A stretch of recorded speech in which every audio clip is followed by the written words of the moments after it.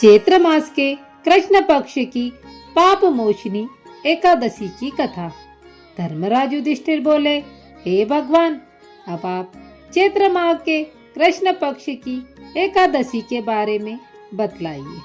कृष्ण भगवान बोले, हे राजन, एक समय मानदाता ने लोमस ऋषि से ऐसा ही प्रश्न पूछा था तथा लोमस ऋषि ने उत्तर दिया, हे राजन, चैत्र माह के कृष्ण पक्ष की एकादशी का नाम पाप मोचनी है। इसके व्रत के प्रभाव से मनुष्यों के अनेक पाप नष्ट हो जाते हैं। इसकी कथा इस प्रकार है। प्राचीन समय में चैत्र रथ वन में अप्सराएं वास करती थी। वहां हर समय वसंत था। उस वन में एक मेधावी नामक मुनि तपस्या करते थे। वे शिव भक्त थे। एक दिन मंजू गोसा नामक अप्सरा उनको मोहित करने के लिए सितार बजाकर मधुर गान गाने लगी।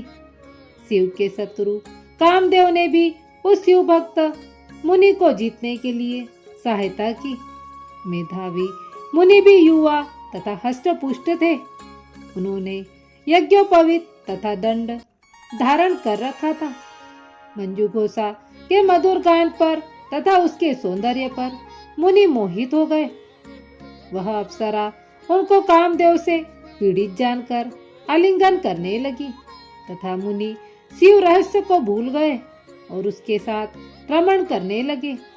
मुनि को काम के वशीभूत होने के कारण दिन रात्रि का कुछ भी ध्यान न रहा। एक दिन मंजू गोसा मुनि से बोली, हे मुनि, अब मुझे बहुत समय हो गया है, स्वर्ग जाने की आज्ञा दीजिए। मुनि बोले, हे सुंदरे, तुम जो आज इसी संध्या को आई हो, अभी प्रातः काल तक ठहरो। वह वहां रुक गई। कुछ समय बाद फिर उसने मुनि से कहा, हे मुनिदेव, अब तो आप मुझे स्वर्ग को जाने की आज्ञा दे दे। मुनि बोले, अरे और ठहर। इस पर अप्सरा बोली, हे मुनि, आपकी रात्रि तो बहुत लंबी है, मुझे आपके पास आए कितना समय हो गया है। अप्सरा के वचनों को सुनकर मुनि का समय का विचार करने लगे। जब इसके साथ रहने का समय प्रमाण 75 साल 7 माह और 3 दिन ज्ञात हुआ, तो उन्होंने उस अप्सरा को काल का रूप समझा।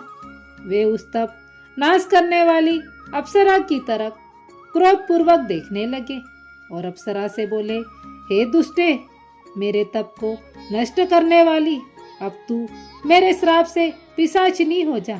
मुनि के श्राप से मंजू घोष पिशाचिनी हो गई और बोली, हे मुनि, क्रोध को त्याग कर इस श्राप का निवारण कीजिए।